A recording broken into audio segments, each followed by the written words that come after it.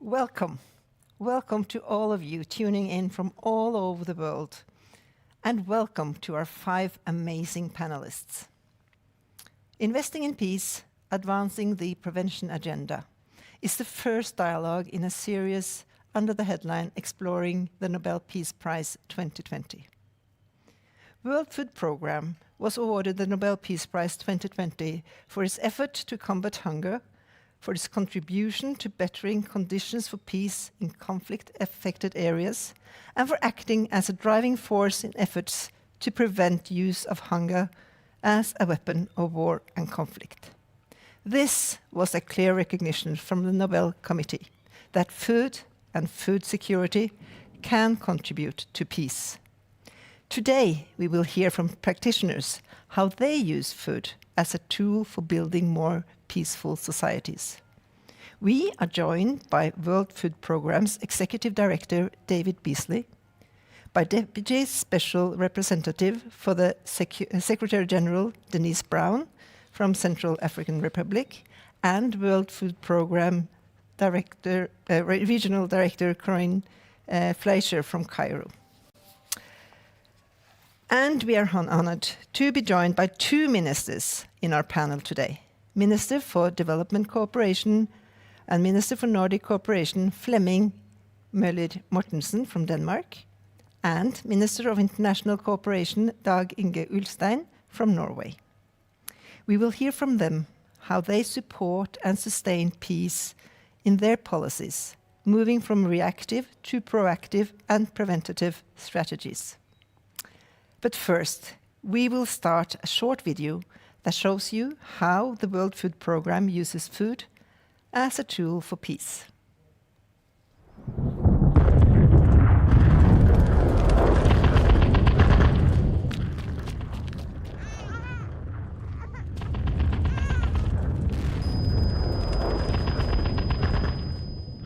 جعنا نكذب عليكم، جعنا ليش واحد يكذب يحكي الصراحة. هلا يعني شوي الحمد لله رب العالمين، يعني أشوى مو أكثر من قبل.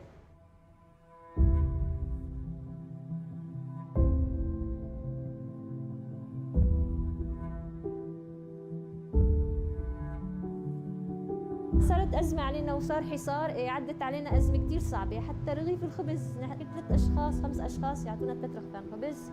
Caught in the conflict in Syria, Fatima and her family have had to rely on food assistance to survive. 8 out of 10 of the world's main food crises are partly driven by conflict and violence.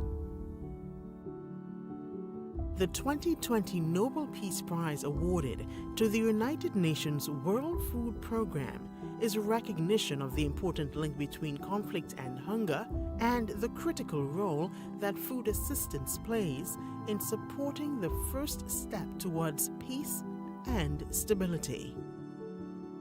By improving food security, we can prevent hunger and help build more stable communities.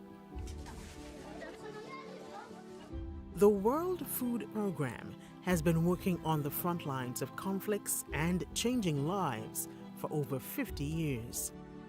Today, 60% of the world's hungry live in countries affected by conflict. If we can address food security in the most effective way, it will at least eliminate food security as a component for war and conflict. And I believe in today's environment, that's the most important, the most effective direction that we can take working together.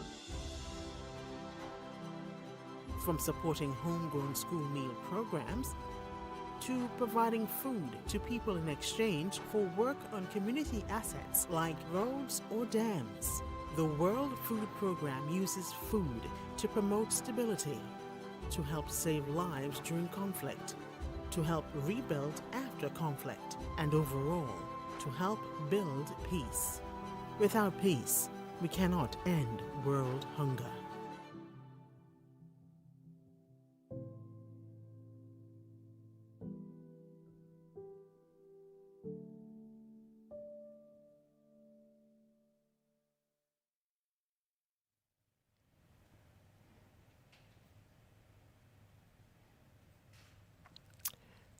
Welcome back to the Nobel Peace Center, David Beasley.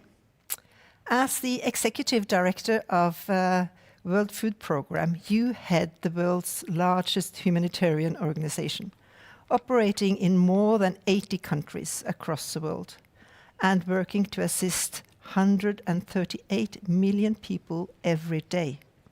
Once again, congratulations with the Nobel Peace Prize. I am excited to hear from you if and how prevention can be a life changer. Executive Director, the floor is yours. Jesse, it's great to be with you again. And this dialogue, the series of investing in peace and how do we change the world, not just save lives, but change lives.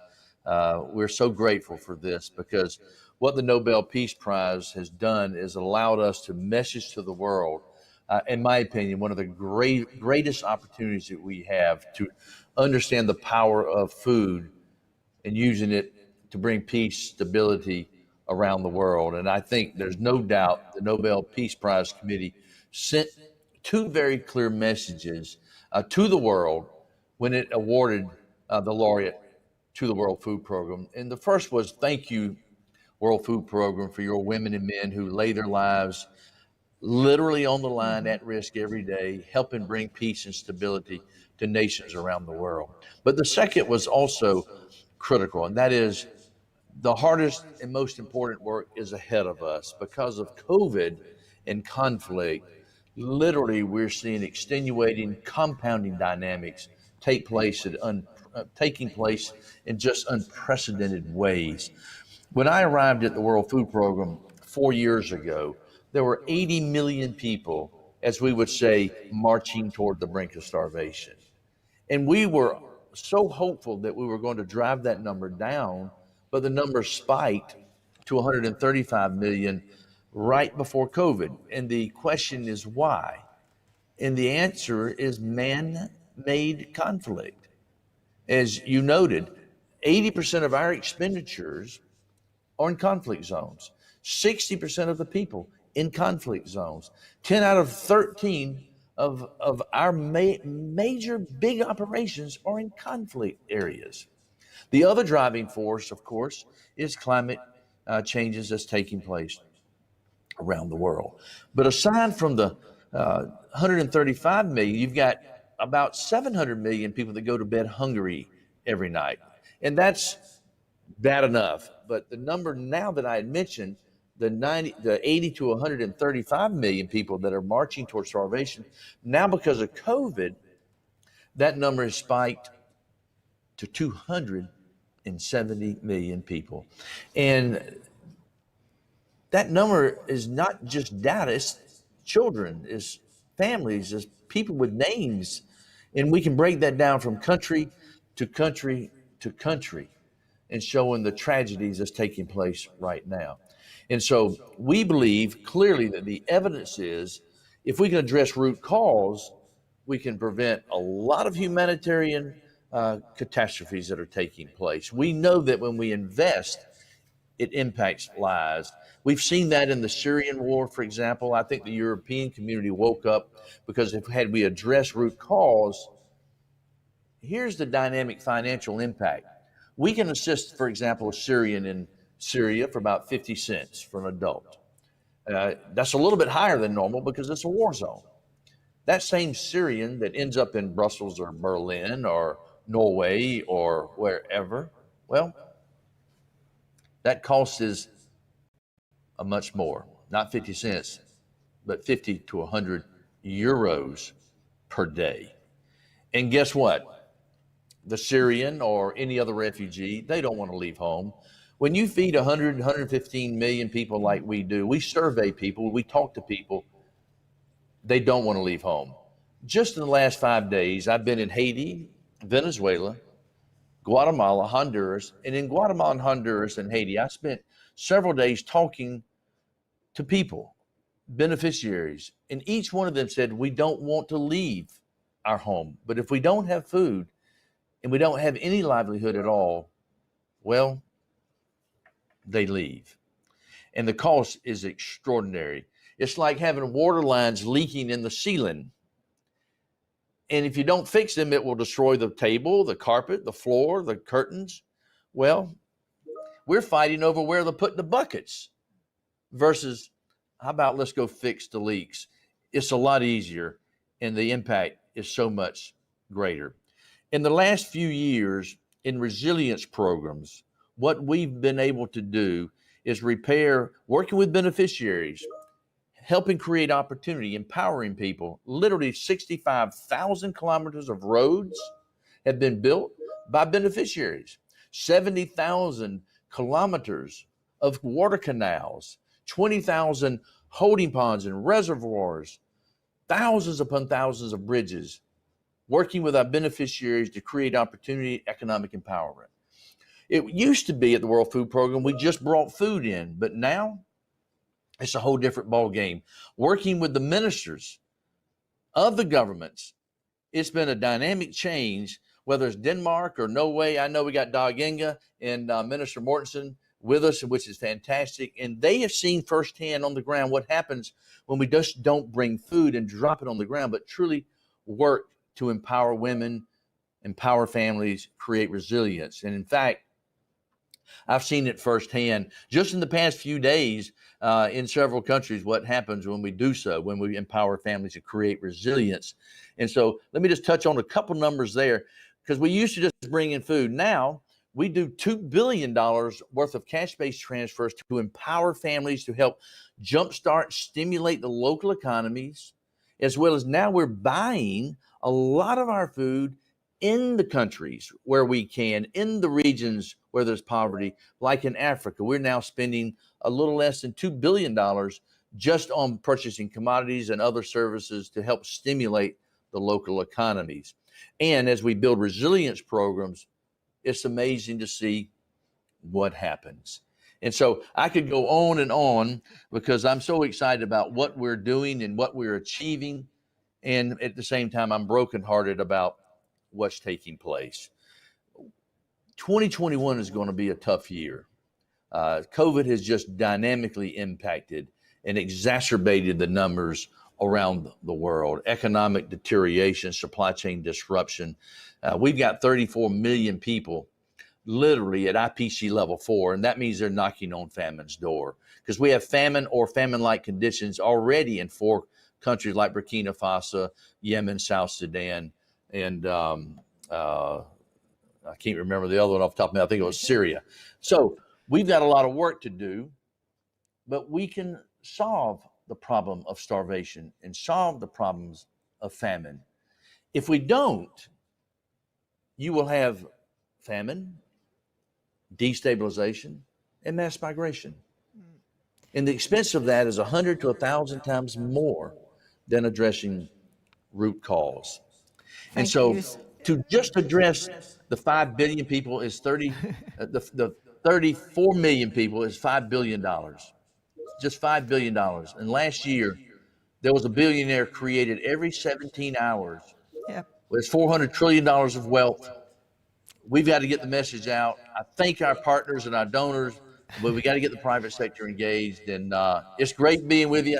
As you can see, I'm excited about the opportunity. Yeah, I look know. forward to hearing from everyone else. I can see that, David.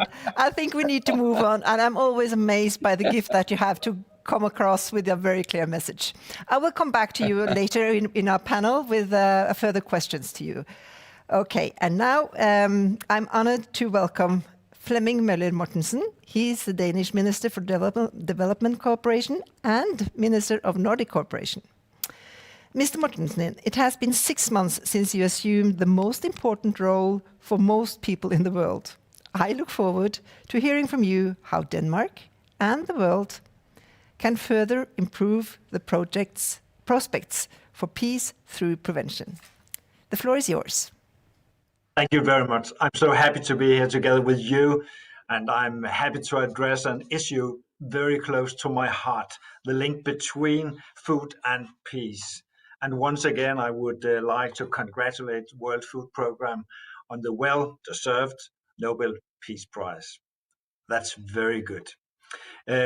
World Food Program has paved the way for a better understanding on how to improve the odds for peace.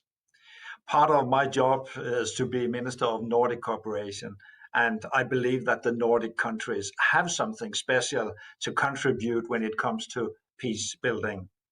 We are firm supporters of the UN, of international rules of cooperation and peace building efforts around the world. I'm glad to be here with my colleague and good friend, Dag Inge Ulstein from Norway. There's clear evidence of the link between food security and peace, and this is on the agenda of the UN Security Council. The UN Secretary General puts it this way: if you don't feed people, you feed conflicts. Climate change makes the situation worse in a number of countries. Today, the UN estimates that 270 million people suffers from acute food insecurity. The scale of suffering is really alarming. We need to become better at preventing conflicts. It is far too late to react once we are dipped into the crisis.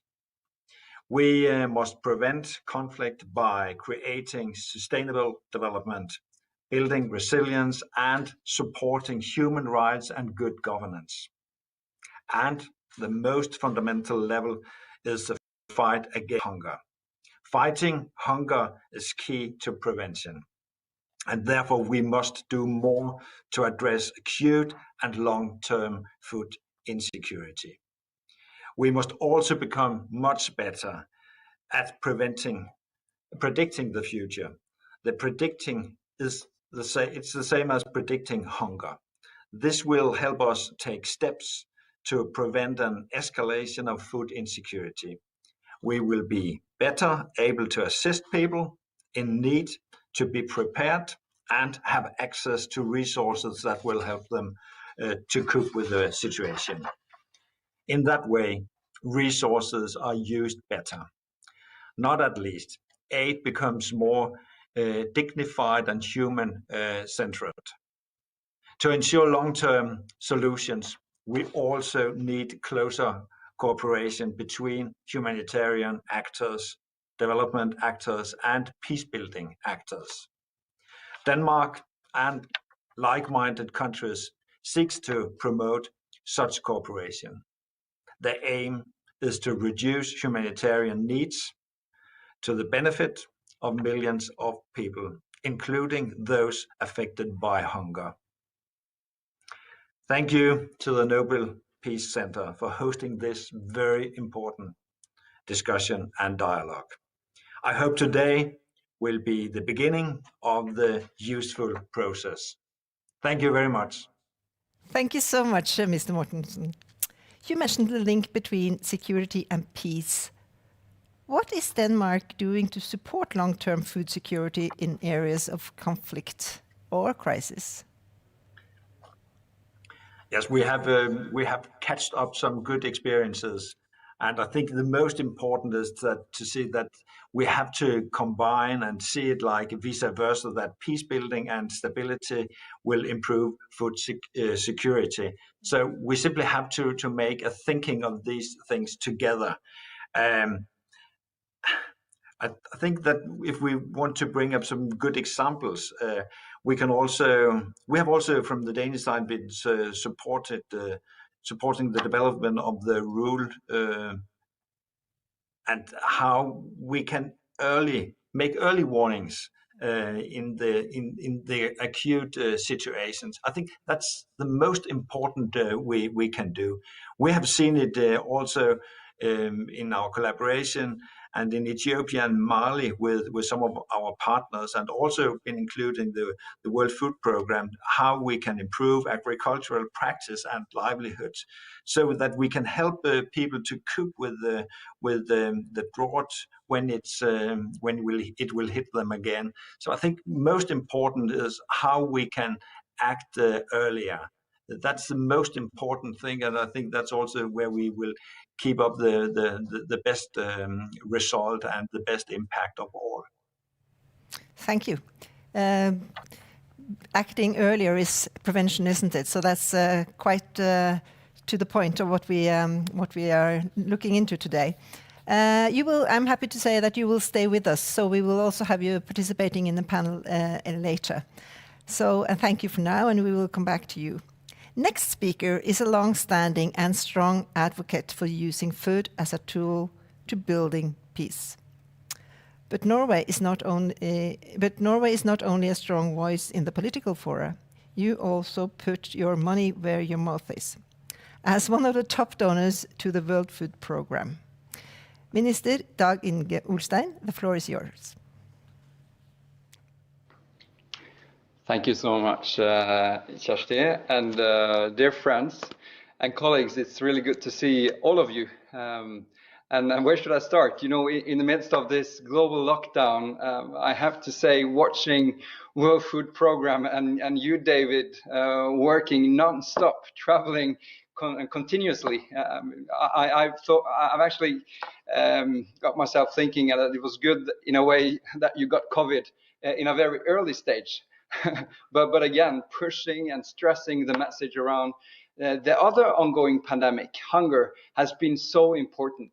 And that the governments all around the globe really understand that this next layer, and this just gives a tremendous challenge for people already in a very acute situation. So the Norwegian government is really a proud partner and supporter of your extremely important work.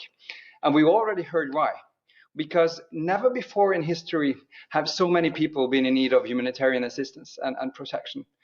Around 235 million people we needed this year because of conflict, climate change, and COVID-19.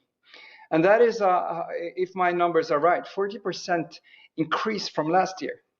That is both heartbreaking and it's mind-breaking.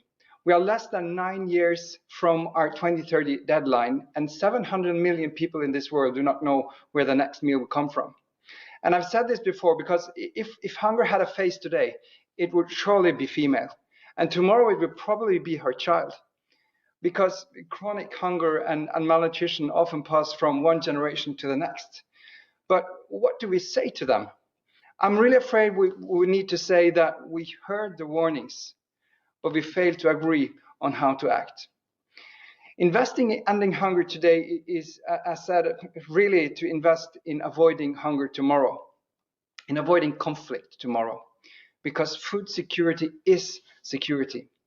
And yet, even 3 years after the Security Council spoke out so clearly on the link between armed conflict and hunger, hunger is still being used as a weapon. There were reports coming in last week and this week on this. And as always, it is the most vulnerable and the poorest that are hit the hardest. It is a humanitarian imperative to protect and assist those who are most in need. And we spent 1.11% of our BNI last year in the midst of this crisis. And that is really important. And Norway has never spent as much of our humanitarian budget as we do now, almost $800 million. And we also really try to work systematically to fight the underlying reasons for climate-related disasters. We know that the disaster risk reduction measures are much less expensive than disaster response, and not to speak of reconstruction. As the World Economic Forum concludes in its latest global risk report, failure to implement climate adaptation measures is the greatest risk of all. And that is why I'm really happy to say that last week, Norway launched a new strategy for more climate resilient communities with a particular focus on food security. And our most important priorities, and I will be very quick. The first is climate adaptive food production. The second is about improving access to weather and climate forecasts for smallholder farmers and fishermen. And the third is about increasing implementation of nature-based solutions, just to make communities more resilient to extreme weather, floods and droughts, and so on. And the fourth is about infrastructure. We really must build better schools, hospitals and health centers, energy, water and sanitation systems, roads and telecommunication also. And the fifth is about promoting innovative financial arrangements and insurance systems. And World Food Programme has some really good products and experience around this also. And 6 is about strengthening cooperation between authorities and private sector in order to promote investments that are climate robust. And last, it's about promoting a more both holistic and integrated approach by addressing the humanitarian needs in line with humanitarian principles, while at the same time ensuring that responses to crisis contribute to the long-term development. My last point, the World Programme is a really important inspiration, as all of you now understand in our work. And we have supported World Food Programme's climate action program related to food insecurity for many years now, and it forecast-based financing in Niger and rest of Africa south of Sahara. And the World Foods Programme's efforts to strengthen integration between the humanitarian efforts and long-term development, and in bringing UN agencies closer together, are most needed. So we will never eliminate hunger unless we see the clear connection between food and peace, between food and climate, between long-term and short-term, and unless we hear the early warnings, act upon early warnings, and work steadfastly to remove the reasons for early warnings. So with that, thank you so much, Kjersti, and over to you again. Thank you, Dag Inge Ulstein. You indeed are a strong voice and persistent voice, I must say, for using food as a tool for peace. And you have done that in a number of years, and you come across very, very strongly as a believer in that. How do you think that this tool can be further sharpened, in your opinion? Right now, we really have to understand the context, and COVID-19, the situation really affects everything we do, and comes on top of everything else, and kind of adds up to a really severe socio-economic crisis. Also, this multiple layers. So I think one of the main challenges is actually to prioritize the right things and to do the things the right way. And I think fighting hunger must be one of the key areas to concentrate on. And that is, if we don't do that, we will lose everything. So again, that is why that is so important. And again, that is why we have this action plan now, as I said, but we also had launched the action plan on sustainable food system, and I really think we need to see those also in connection, which aim to strengthen the impact on food security through our foreign policy and development cooperation. And we have many important kind of tools. One that we've been working with private sector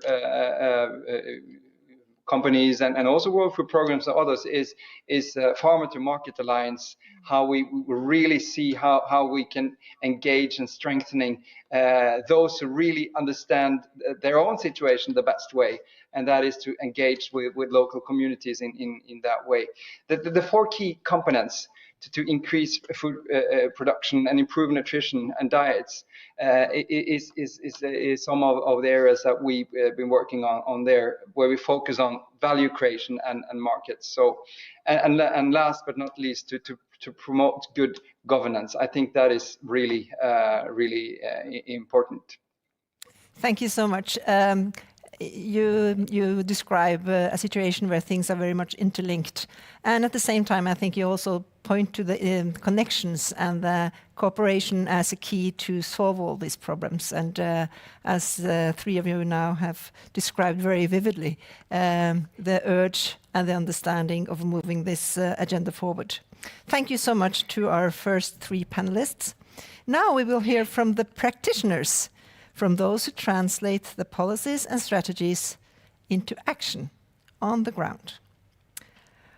Our next panelist has more than 2 decades of professional experience working with response to a number of complex emergencies, such as northeastern Nigeria and the Sahel.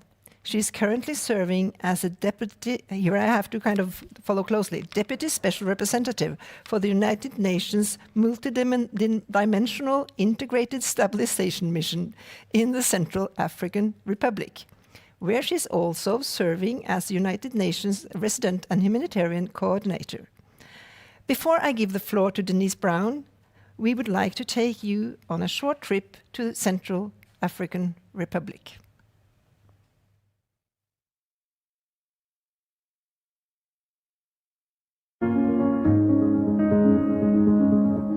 beto na bira kega bira so kega so inga lichi na bira nape gumbina tike ko mbi okwe na nduchi ngo chimbi.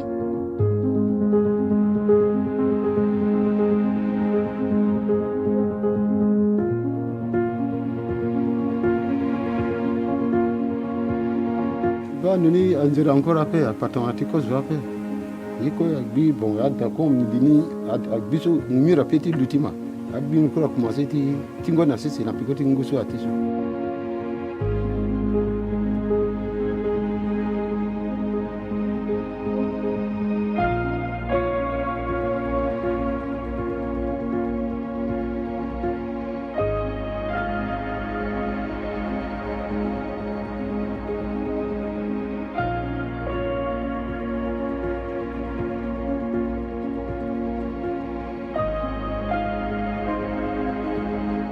Il est temps de couper le cycle de violence, de proposer une autre alternative, c'est le dialogue, et c'est surtout le fait que tous décident de prendre le chemin de la paix. Parce que sans la paix, il n'y aura pas de développement.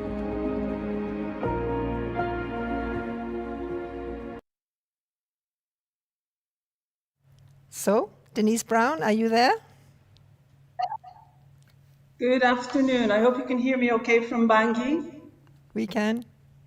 Welcome. Wonderful. Thank you. And thank you for the invitation. A few months ago in the Central African Republic, a coalition of armed groups tried to block the presidential elections and overthrow the government by attacking the capital. They also blocked the main access road into the capital. The transporters who come from Cameroon were really absolutely not prepared to cross that front line, absolutely understandable. What happened was that food wasn't coming across into the country. So there was no food coming into the private sector markets.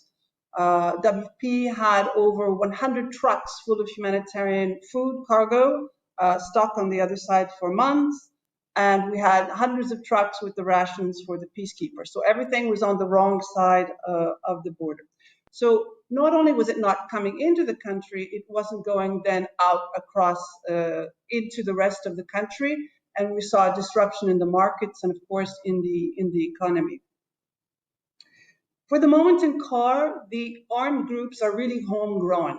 We don't yet see any signs of any infiltration by terrorist organization or extremist organization. So it's really people who come mostly from the community. That means that there's dialogue or the opportunity for dialogue with these groups. So I then sat down and called every single one of the armed group leaders. And this is where we see the strength of food assistance as a neutral tool that serves a cross line to negotiate access and to leverage.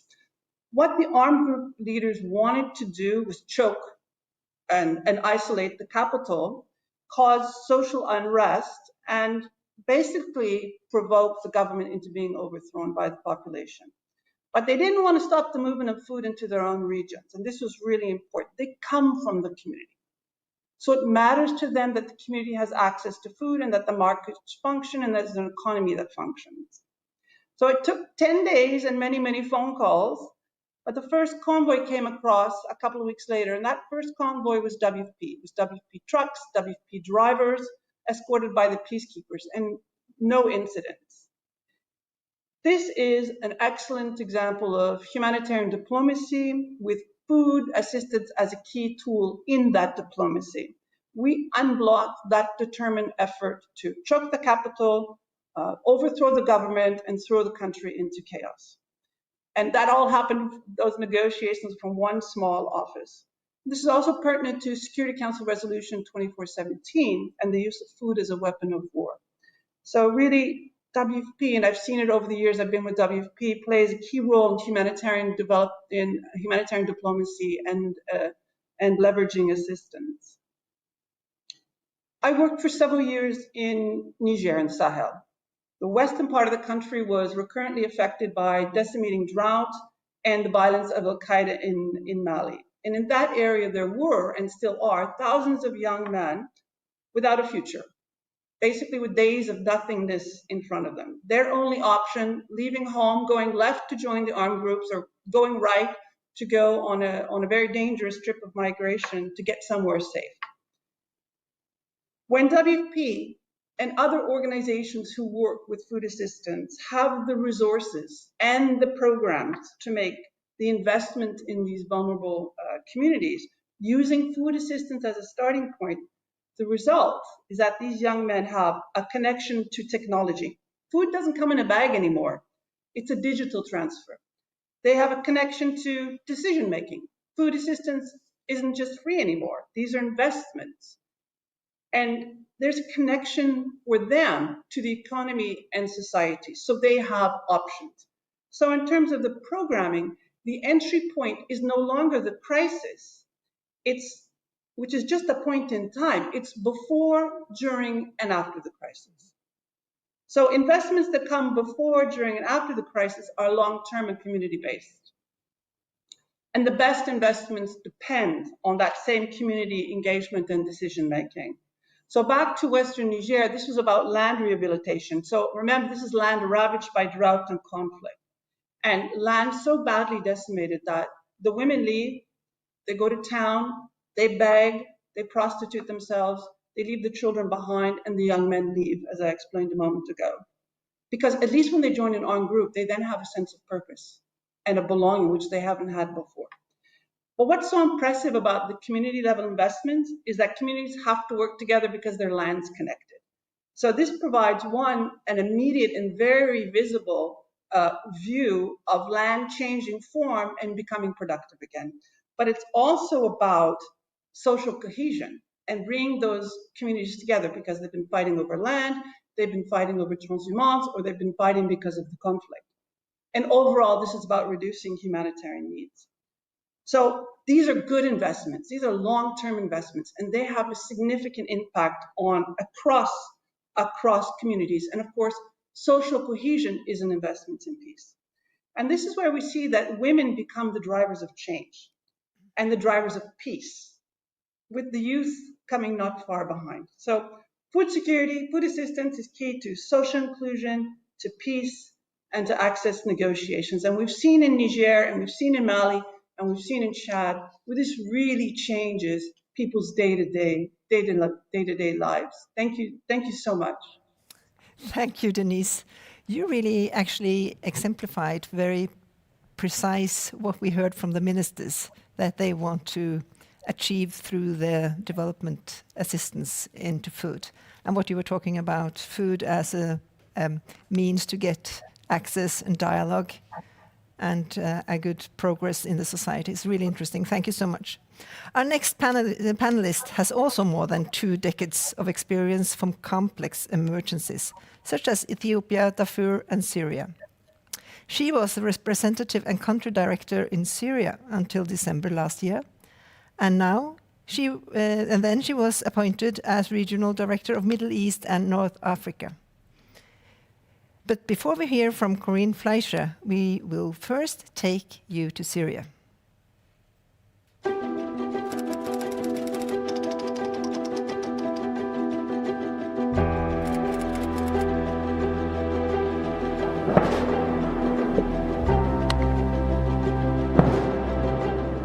يعني نحن بعد ما خسرنا بيتنا وأرضنا يعني ما بقى ضل عنا شيء يعني إنه حتى مأوى يعني بدنا خيمة بس.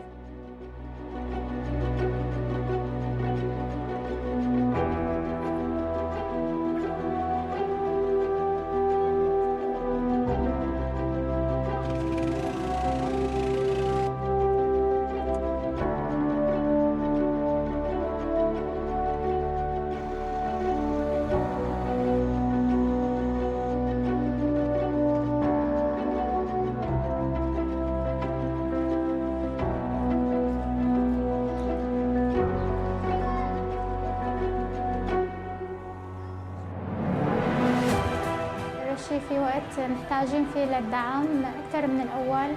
هلأ زاد الغلاء.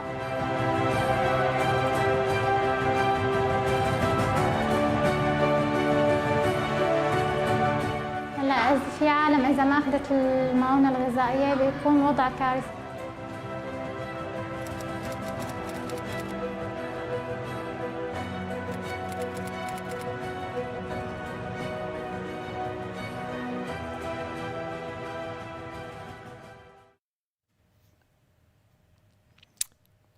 Hello, Corinne, the floor is yours.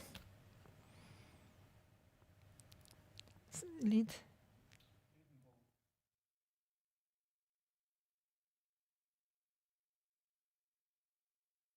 Corinne, do you hear me? We don't hear you. Can you hear me?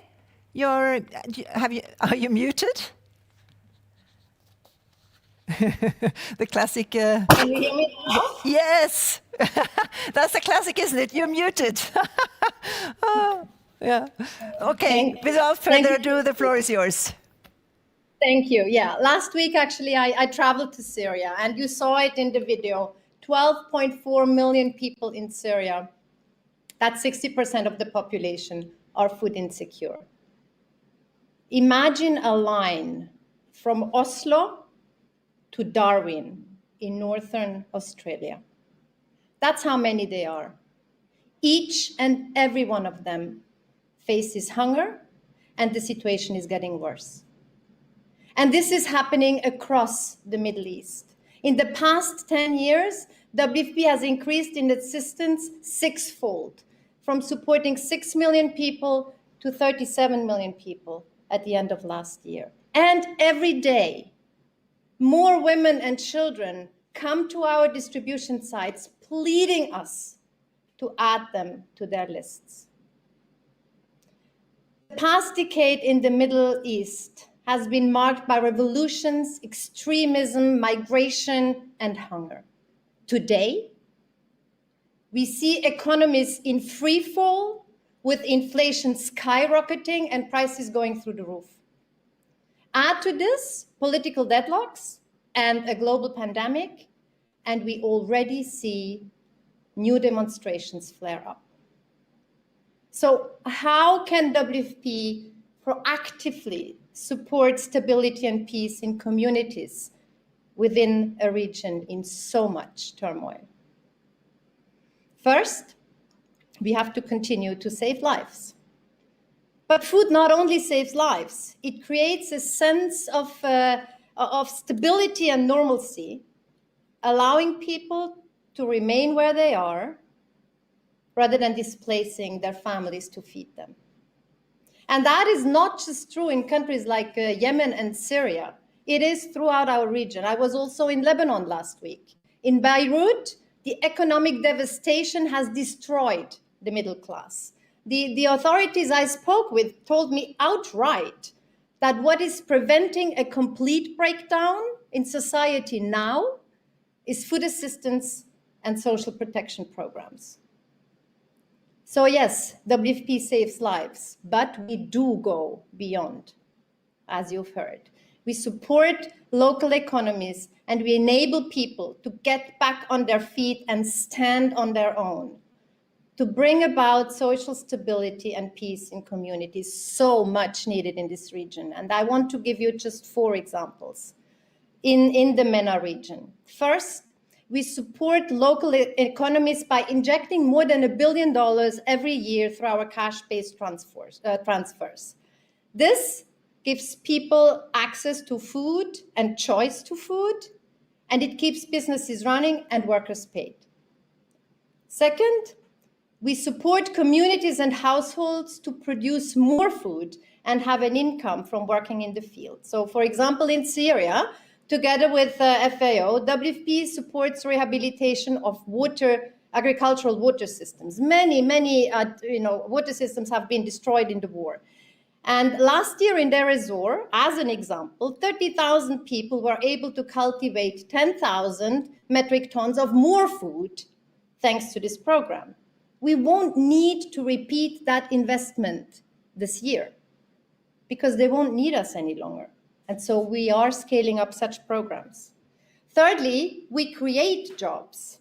In Iraq, poor urban families earn an income from WFP with necessary community works. They rehabilitate schools, they renovate hospitals, clean streets, clean hospitals.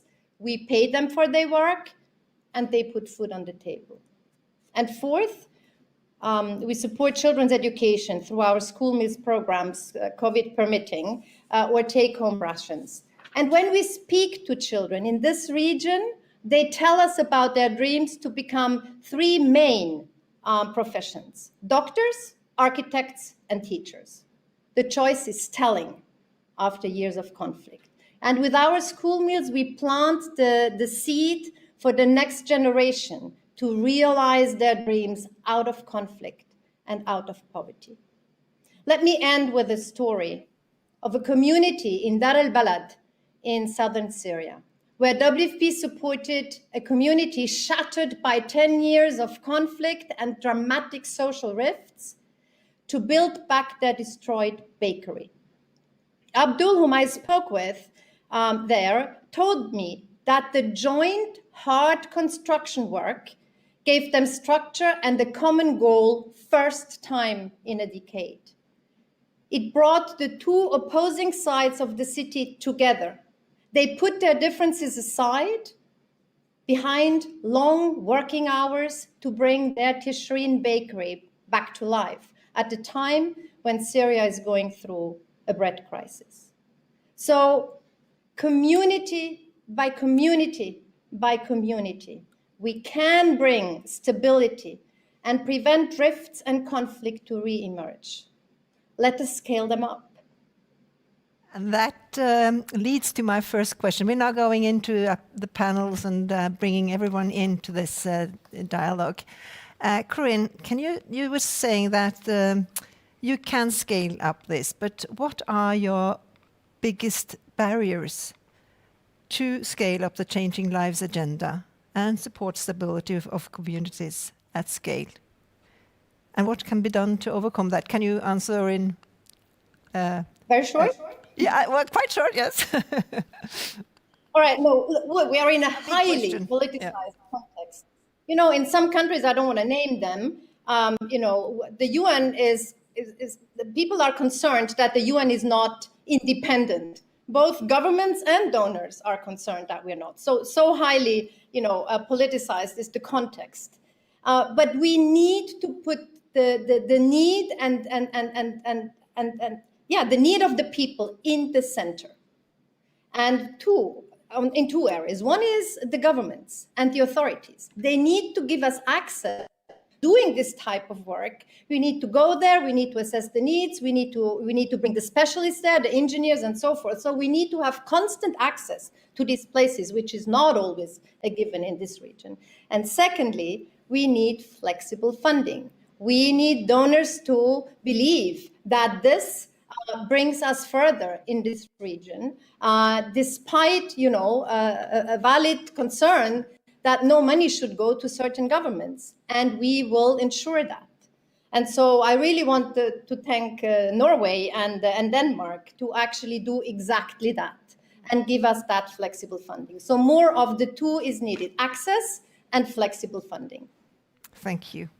Before we give the word to the development ministers again, I would like to ask you, Denise Brown, how do we avoid that food, which is a basic human right, becomes a tool for instability by political actors?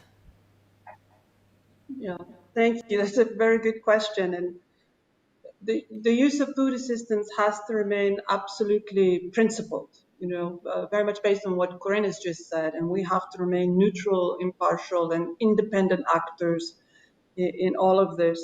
And the use of food assistance is based on need. So it's based on the vulnerable population and what the data tells us. It's not a tool that we will hand over to peacekeeping missions or to the political actors. It has to remain firmly in the hands of the humanitarian and development actors, because along with that food assistance comes access, comes dialogue, comes investments and results. So it's a package. It's not a thing that we hand over. It's a whole package, and we have to be very mindful of how that package is used. Thank you. Oh, that's a good answer. Thank you, Denise. This year, Norway considerably increased its core contributions to WFP from 300 million Norwegian kroner to 800 million Norwegian kroner. What do you hope to achieve through this record high contribution, Dag Inge Ulstein? Yes, thank you. You know, the overall objective of the Norwegian Development Cooperation is to fight poverty, to save lives and to alleviate suffering. And when we hear that hundreds of millions of people suffer from hunger, the effects of climate change and COVID-19 now, they are in need, and it's a humanitarian imperative to help them in the short term, but also in the longest perspective, as I said, and that's why there's such a strong support from the Parliament in this. So we really hope, and we've seen a lot of results already, and we heard some of them today, and we're really grateful for World Food Programme's strong dedication to strengthening the coordination between humanitarian efforts and the connection between this and the long-term development assistance and peace building. So again, I think World Food Programme's constructive approach to cooperation between different UN agencies is really bringing us closer also to this kind of one UN that we're all working towards. As I said, World Food Programme is a very important partner for Norway to achieve some of the key objectives when it comes to many areas, and that is why the contribution to humanitarian assistance is record high. And again, I had to come back to the importance of early action, to prevention, and again how this contributes to stability and peace. So that is really the important results that we need to see, and that is why I really hope other donor countries also are stepping up their efforts. Thank you. And well, it seems like this is an investment in stability and increased peace to me. David Beasley, you have said that food is the best vaccine against chaos. When you look 10 years ahead, how hopeful are you that we will wake up to a world free from hunger and conflict from where we are today? Sounds like it's allowed to be dreaming, isn't it? It is. A lot of people ask me, how can you stay positive amidst all the chaos and desperation and starvation? And I say, well, number one, we are making a lot of progress in systems around the world. But number two, I said, when you're out there in the hardest place, you know, listening to Denise and Karin Flesher, who are out there in the field every day. And I can remember being in the rubble in Syria, where you would think there's no way there's any hope at all. And in the midst of all the war-torn rubble, there'll be a child it's like a flower in the desert, will come out with their eyes so bright, so much hope, and it just inspires you not to back down. And I really believe if we can end the wars, no doubt in my mind, we can end hunger by 2030. It's still doable. We got to end the wars first. Even with climate change, I believe we've got solutions that can end hunger. But working together, ending conflict, we can bring a lot of hope to a lot of people around the world, and we're going to continue to do that with smiles on our face and charging right ahead. And so thank you for giving us the prize that allows us to continue to be inspired and hopefully a model and inspiration to others. So ending hunger by 2030, that's exactly the Sustainable Development Goal number 2, isn't it? And you're hopeful that we're going to achieve that? I'm very inspired, indeed. Minister of Development Cooperation and Nordic Cooperation, Flemming Møller Mortensen, I hope you are as inspired as I am after this this short, even if you're working on this issue all the time. But let me ask you, what is your main takeaway from today's talk? And then you will be allowed to sum all of this up for us today. The floor is yours. Thank you. I'm indeed very impressed and very inspired. And I think that what we have heard about the work of World Food Programme and also all the good pictures that has been made from the field is really impressing me. Since I took over as the minister here, I've not been able to travel. I've traveled a lot in my life, but not as a minister here. So it was good to get all the good pictures of the impressive work done to prevent conflicts. And what I'm taking with me is that it illustrates very good that we must give people the tools they need to build better futures for themselves, and also to adapt to climate change, and to provide protection against the shock from the COVID-19. This will help to prevent future conflicts and also displacements, as it was said. So it will indeed help to prevent future hunger and famines. So this has been very inspiring. Thank you. I absolutely agree with you. And it seems like we are able to prevent some of this instability that we currently see if we can provide people with food and help them with their own livelihoods. So thank you to all our amazing panelists. I hope you all have enjoyed participating with us today.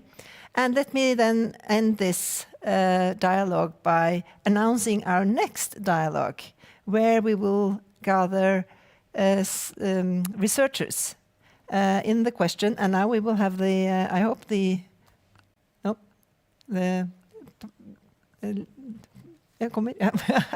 okay, the announcement of the next dialogue. That will be the 20th of May at 14 hours Central European time. And then we will have scientists and researchers discussing the link between food and security. And thank you so much, everyone, for joining us today. And thank you to the panelists once again. Goodbye.